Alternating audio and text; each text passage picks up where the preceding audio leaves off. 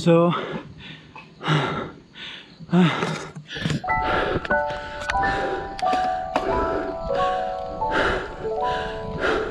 welcome to the vlog, welcome to No Boring Days. Today we are gonna climb to my favorite little cafe up a hill. Let's go.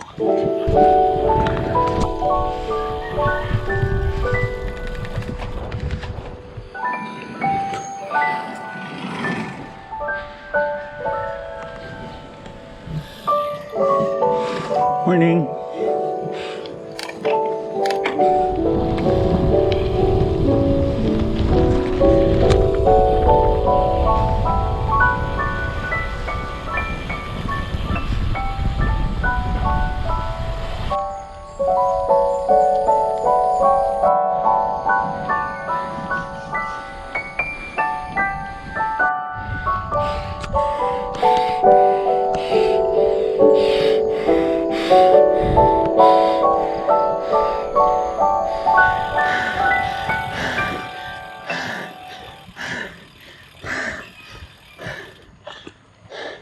So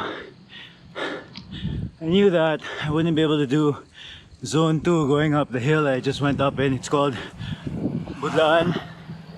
I think it's like 2 kilometers average, 11%, something like that. So I decided to just go all out for it. Hurts. Whew. I was listening to a podcast the other day and they talked about this concept called Misogi. I think I'm pronouncing it right. And it's the second time I heard about Misogi. I can't remember where the first time was. I think it was a Peter Attia episode. And the second time was the episode from this podcast called The Art of Manliness. And after listening to the episode, I did a quick Google search to, you know, read more about it.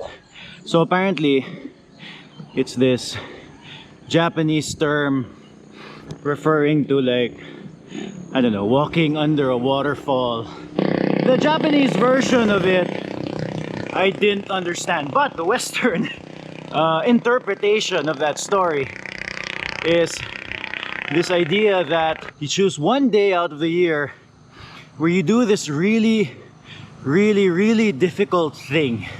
Misogi just has 2 rules according to the podcast and the thing that I read. The first rule is that it has to be 50-50 chance of success. So you only have a 50% chance of possibly attaining that challenge or that goal.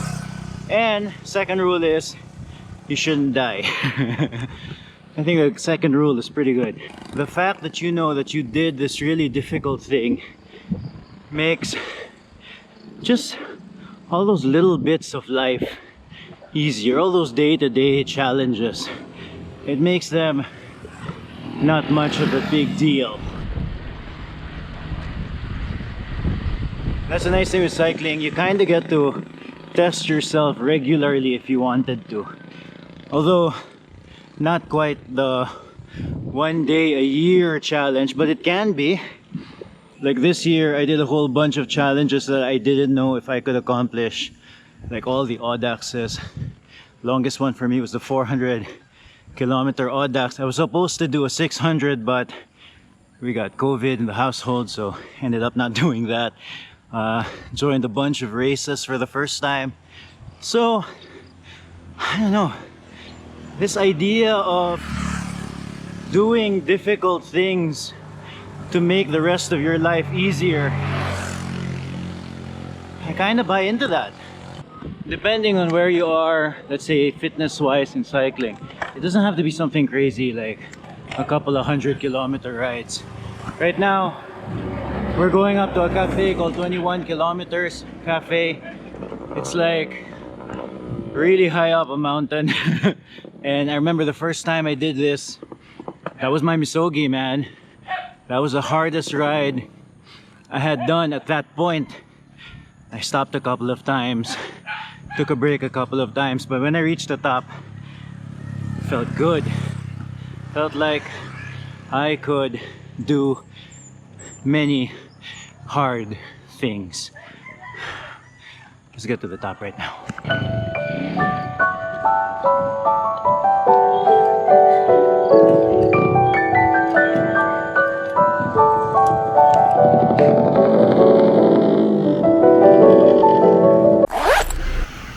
And that is the last of the footage that I have of that bike ride because I accidentally deleted half the vlog. So the video was supposed to have like this big like mountain, and there was a cafe, and there was like really beautiful views. And I was gonna talk about what my wife went through, like her version of Misogi, and now that's all gone. That's all gone. So I think to make this video even better, I figured out something else that we can do. So here it is. All right. So just want to talk about your Misogi because so it doesn't have to always be about like sports ba? No? So Steph, what was your, your version of the Misogi, the hard thing? What's the hard thing? My Misogi for the year, maybe? Or like, of my life? What? Oh my gosh, you're making that complicated. The one, yeah. This year, in 2022, it was your Misogi. Like, you didn't know what Misogi was, but now. I think I talked to you about this. The Wild Fit. Lost 30 pounds. Lost 30 pounds. So the Wild Fit, it was a program that made you... 90-day program. It was a 90-day program that made you aware of what you were eating. And then fair to say that it was really hard. It was very hard. Something that sticks out to me was the fact that you did fasting, like a real water fast for like 5 days. Why did it stick out to you? Because that's something that I don't think I can do. So more, it's, right. 5-day water fast. Uh-huh. Couldn't intake anything but water and a bit of salt. And then for 5 days. And then based on the 5-day water fast, what do you think you can get out of it? Because like I didn't think I couldn't do it, and I suspect if you started the year 2022 and then somebody told you that you were gonna do a water fast only for 5 days. No, but the nice thing about the program, we were sort of primed for it. So it wasn't something that we were asked to do right there and then. So like our bodies were prepped, our minds were prepped, and then of course there's a lot of hesitation, and there was a lot of like, I was a bit anxious also, like am I gonna finish the fast and stuff, but nakaya raman eh. And I still do the fasting until now, but so not how many 5 days. How many fasts have you done? I've done at least since? one 3-day fast every month since September. Since we ended the program in September, on September 30. So how many fasts have you done? 2 na. 2 3-day fasts. So you've done 3 fasts. And I'm gonna do one next week when I get back from our trip. Once a month. So the fact that you did the fast, it affected you in a sense that you found out that you could do more of it later on. Yes. And the fact that it's really good for you also. And nakaya mo ng 5 days, so somewhat 3 days kaya good. Okay. Alright. Now we have to go attend the wedding. Alright, no boring days. We're gonna go to a wedding. No boring days, please subscribe. Let's go.